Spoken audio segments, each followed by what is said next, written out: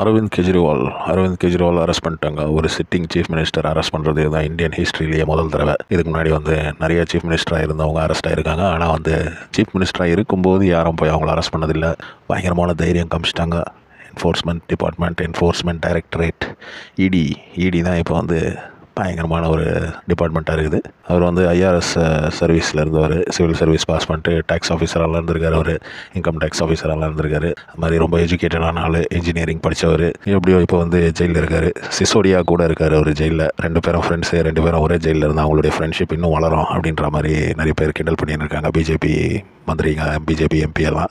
அது எப்படியோ அது போட்டோம். அது டெல்லியில் இப்போ பெரிய ப்ராட்டஸ்ட்லாம் நடந்துன்னு இருக்குது. டெல்லி நம்மளுடைய கேபிட்டல். இந்தியா இவ்வளோ பெரிய ஒரு நாட்டுடைய கேபிட்டலாக இருந்த கூட டெல்லியில் அப்பப்போ ப்ரோட்டஸ்ட் நடக்கிறதுன்றது பார்க்குறதுக்கு அவ்வளோ நல்லா இல்லை.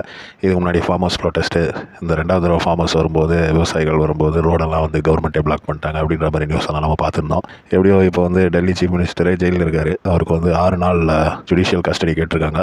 அதை கோர்ட்டு கொடுத்துட்டாங்க. எப்படி என்ன ஆகுதுன்னு பார்க்கலாம். எலெக்ஷன் வரப்போகுது. இன்னும் ஒரு மாதத்துக்குள்ளே எலெக்ஷன். ஒரு மாதம் இல்லைன்னு நினைக்கிறேன். இப்படி ஒரு நேரத்தில் ஏன்னா பஞ்சாப்லேயும் டெல்லிலையும் ஆம் ஆத்மி பார்ட்டி ரொம்ப ஸ்ட்ராங்காக இருக்குது அப்படின்றது பிஜேபிக்கு பிடிக்கல அப்படின்ற மாதிரி காங்கிரஸ் இந்தியா கூட்டணி அவங்கெல்லாம் பேசின்னு இருக்காங்க. பிஜேபி என்ன சொல்கிறாங்கன்னா, எங்களுக்கு யாரை பார்த்தாலும் பயம் கிடையாதுங்க, நாங்கள் ரொம்ப நேர்மையான ஆளுங்க அப்படின்னு அவங்க சொல்கிறாங்க. இதில் எது உண்மைன்றது காலம்தான் நிரூபிக்கும். காலம் எல்லாத்தையுமே நிரூபிக்கும்.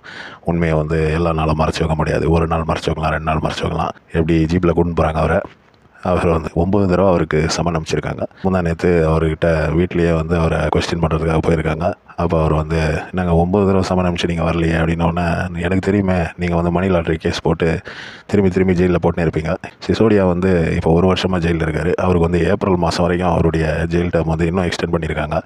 ஏன்னா அந்த மணி லாண்ட்ரிங் ஆக்டில் போட்டால், இங்கே செந்தில் பாலாஜியும் அதே மாதிரி தான் போட்டிருக்காங்க. அந்த ஒரு ஆக்டில் உள்ளே போட்டால் திரும்பி அந்த ஜெயில் டேர்மை எக்ஸ்டெண்ட் பண்ணினே இருக்கலாம். அவங்களுக்கு பெயிலே கிடைக்காது. அந்த மாதிரி ஒரு மேட்ரு இருக்குது அதில். எப்படியோ எவ்வளோ நாள் தான் அரவிந்த் கெஜ்ரிவால் உள்ளே வைப்பாங்க, இல்லை சிசோடியா உள்ளே வைப்பாங்க, இல்லை அவங்க வெளியே வருவாங்களான்னு பார்க்கலாம்.